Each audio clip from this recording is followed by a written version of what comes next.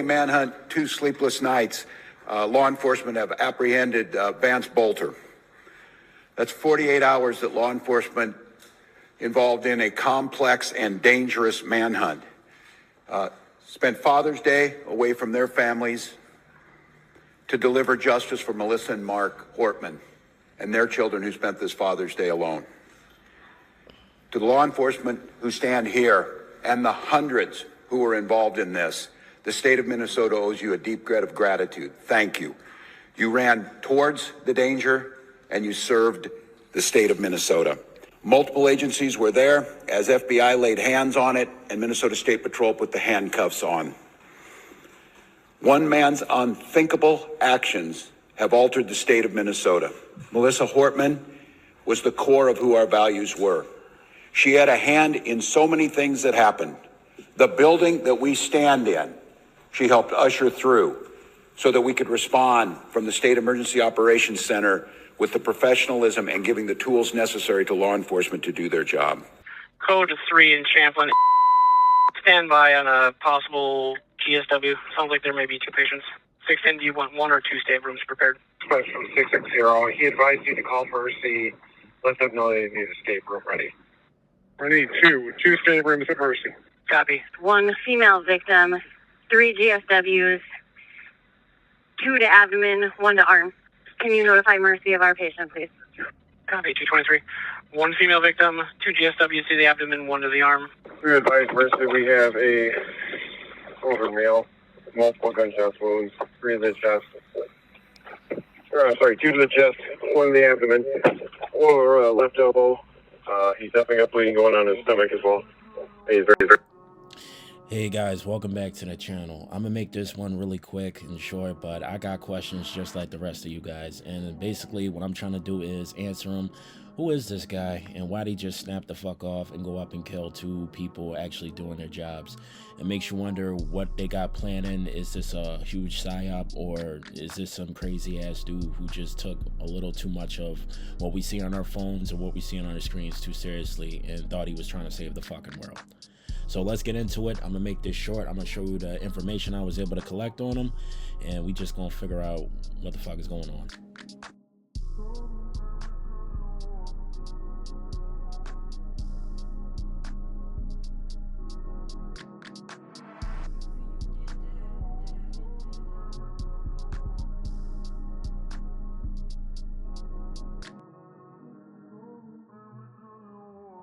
So these are the 2 people that, you know, lost their lives, unfortunately. I don't know if people know what they look like because I just been seeing the girl, but, you know, this is what I got off of TMC.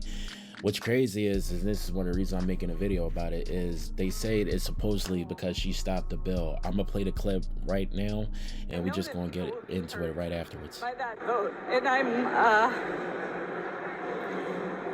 we worked very hard to try to get a budget deal that wouldn't include that provision. So this is the stuff that people has been pointing out. This guy had a bunch of money. He worked for a security firm. There's rumor that he used to work with the Catholic Church in Africa. And he also says that, you know, he, I think, had 5 kids and a wife. So what makes a person like this, who's so stable and does all this work and has all this responsibility, snap out? So this is basically how he got the drop on these guys. He dressed it up, you know, looked like a cop, and honestly it looked like a bald dude. Like, it don't look like he got a mask on, and it's kind of like, yo, he really took time to do this shit. And this is not a support video for people to go out and do it.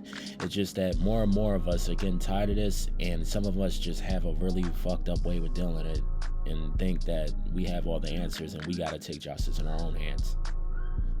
Sorry about the time. As you can see, this is some of what I've been seeing as the feedback to his charges. They say they charge him with 2nd-degree murder, which, I mean, honestly, is kind of like a lesser sentence because he planned it out. So everybody's saying shouldn't it technically be 1st-degree murder? But again, it raises more question and it doesn't give us any type of answers. So that's just one of the examples I've been seeing. You can happily jump on Twitter. You can see a bunch more feedback. I'm just one of the sources giving you the news. Now I played that clip in the earlier. I played the clip in the video earlier to show you that it's crazy how this guy is commending the police, but him and the guy have so many connections. So it's like you can say anything. That's what these people do. They're politicians. That doesn't erase the fact that this guy has a bunch of security clearance. He was in different countries. He was doing a bunch of shit, and he worked for you. He worked for this guy, Tim Walz. Tim Walz is the guy who employed this guy. So how can you say it's not connected? These people play dirty games, and I feel like they only showing us half of the shit show that they got going on versus what's really happening. So just keep your mind diligent. I got one more clip about the neighbor who actually heard about what happened and how they died. So we're gonna play that right after this, and then I'll just wrap up the video.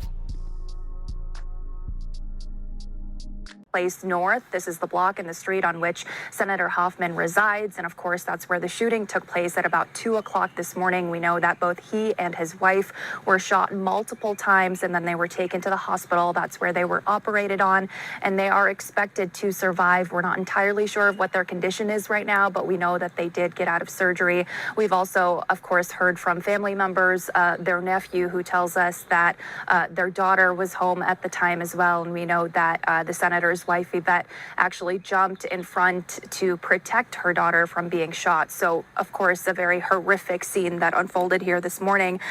We also spoke to a neighbor who also tells me that he actually woke up to the sound of what we now know were gunshots, although he thought that it was fireworks going off at around 2 in the morning.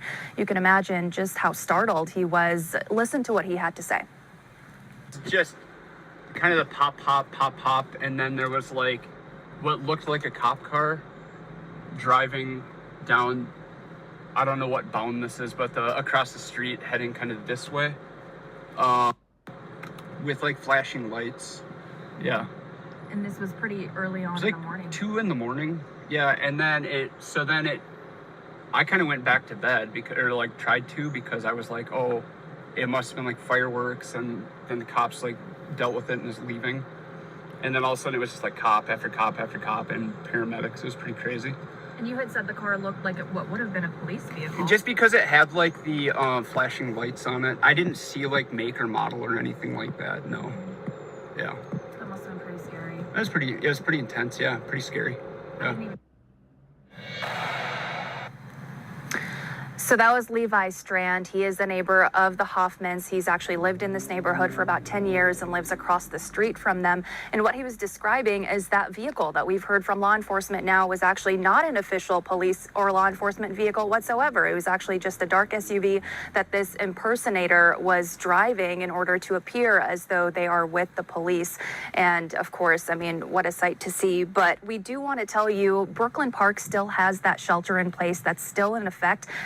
The city of Champlin has not issued a shelter in place. And so, just keep that in mind. Now, of course, we know that the suspect and the shooter is still out there at this point. We have a description. He's described as a white male with brown hair. And so, of course, he's still on the run. And we do want you to be very safe. You're asked by law enforcement that if you do see anything suspicious, to make sure that you call in to 911. I also suppose.